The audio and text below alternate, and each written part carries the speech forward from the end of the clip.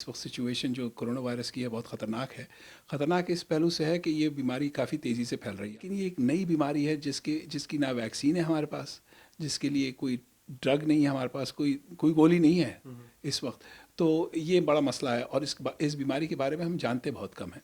इस किस्म का वायरस जो कि 2.5 लोगों को इन्फेक्ट कर सकता है, एक आदमी 2.5 लोगों को 2.5 लोगों को इन्फेक्ट कर सकता है, वो बड़ी तेज़ी से फैलता है और इसका डबलिंग रेट जो है वो 3 दिन है। हम प्रिपेयर्ड नहीं थे, यहाँ तक कि अमेरिका जैसे मुल्क में जो कि इस वक्त जीडीपी जिसका सबसे हाई है, जो कि एक बहुत ही पावरफुल नेशन है, जिसका हेल्थ सिस्टम बहुत ही ज़्यादा स्ट्रांग है जो हम कहते हैं, उस मुल्क में 1 साल पहले हमारे प्रेसिडेंट ने जो प्रिपेयर्डनेस का जो बड़ा एक टास्क फोर्स थी उसको डिसॉल्व कर दिया। ये वायरस गर्मी में सरवाइव कर रहा है।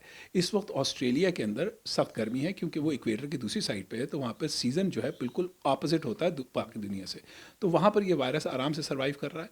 लग ये रहा है कि गर्मियों में भी इसकी कोई ना कोई सस्टेनमेंट होगी, इतनी हाई नहीं होगी जितनी इस वक्त है, लेकिन ये रेगुलर पूरा साल रहेगी। पहली बात तो ये कि ये बीमारी सबको लग सकती है, चाहे वो एक बच्चा हो या एक बूढ़ा हो। इस वक्त जो है जो सबसे ज़्यादा रिस्क फैक्टर है वो है एनीबडी जो कि 50 साल से ऊपर है, वो हाई रिस्क में आ जाता है। अगर वो 50 से ऊपर है और उसको जो है हाइपरटेंशन है, डायबिटीज़ है, हार्ट डिजीज़ है, कैंसर है, अल्जाइमर है, तो वो हाई रिस्क में आ गया। लेकिन जो असली हाई रिस्क है, जिसके अंदर तमाम वो लोग जिनको ये बीमारियां हो सकती हैं वो आते हैं, वो है 69 से ऊपर। 69 से ऊपर, 69 से 79 तक जो मोर्टालिटी रेट जो चाइना के अंदर कैलकुलेट किया गया था वो था 8% या 8%। और जो है 79 से अबव, 80 से अबव जाके जो मोर्टालिटी रेट था वो था 14.8%, तकरीबन 15%। तो ये एक बहुत बड़ा फैक्टर है। तो पाकिस्तान ने जो स्टेप्स जो थे वो काफ़ी उठाए। पाकिस्तान में स्कूल्स कुछ इलाकों में बंद कर दिए गए, जो कि बहुत अच्छी चीज़ थी।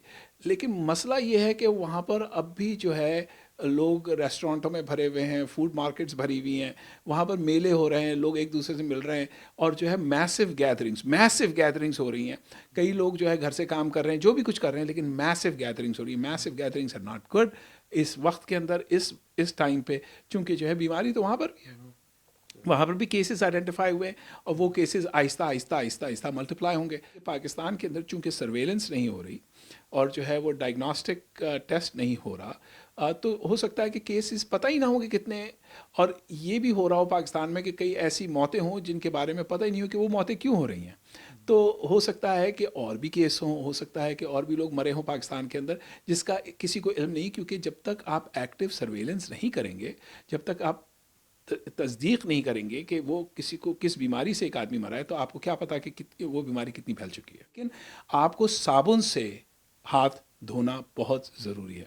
आप साबुन से हाथ धोएं और बहुत ही विगरसली धोएं और उसके अंदर 20 सेकंड से 30 सेकंड तक हाथ धोएं और वो तमाम एरियाज साफ़ करें जो हाथ के अंदर हैं, बिटवीन द फिंगर्स, उंगलियों के बीच में, उंगली और अंगूठे के बीच में, आगे से पीछे से, और उसको सही से आप फिर पेपर टावल से पोंछें और वो पेपर टावल फिर आप गार्बेज में फेंकें। जो है जब आप खांसें या छींकें या कुछ भी करें तो वो आप अपने हाथ में ना करें, वो आप अपने एल्बो में करें।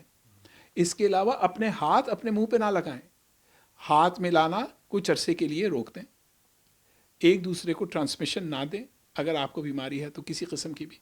तो ये तमाम चीज़ें, ये तो सिंपल कॉमन सेंस चीज़ें हैं। इसके अलावा वहाँ पर एक मिथ शुरू हो गई है कि अगर आप प्याज खाएंगे तो ये बीमारी मर जाएगी, या आप गार्लिक, अदरक खा, लहसुन लहसुन खा लें, कलौंजी का जूस पी लें। तो ये तमाम चीज़ें जो है ना, ये बिल्कुल बेकार की बातें हैं। अच्छा, अगर आप अदरक और लहसुन खाएंगे तो जाहिर है कि आपके करीब कोई नहीं आएगा, क्योंकि आपके मुंह से बू बहुत आ रही होगी। वो एक फायदा होगा। ये एक फ़ायदा होगा, that's all I can say, कि आप किसी को बीमारी नहीं देंगे अगर आपको बीमारी है तो, लेकिन आप बीमारी से बच नहीं सकते। उन लोगों ने कहा कि जो है वो जो है विटामिन सी पियो बहुत ज़्यादा। Vitamin C is good for you, अदरक एंड लहसुन इज़ गुड फॉर यू, बहुत अच्छी चीज़ें, लेकिन ये आपको इस बीमारी से बचा नहीं सकती। विटामिन सी ऑफ कोर्स आपका इम्यून सिस्टम स्ट्रॉन्ग कर सकती है, but that's about it. But इसका इलाज नहीं है इस वक्त हमारे पास, ना कोई वैक्सीन है ना कोई इसकी दवाई है। तो इस वक्त हमें कॉमन सेंस मेथड्स इस्तेमाल करने हैं ताकि हम इस बीमारी से बच सकें।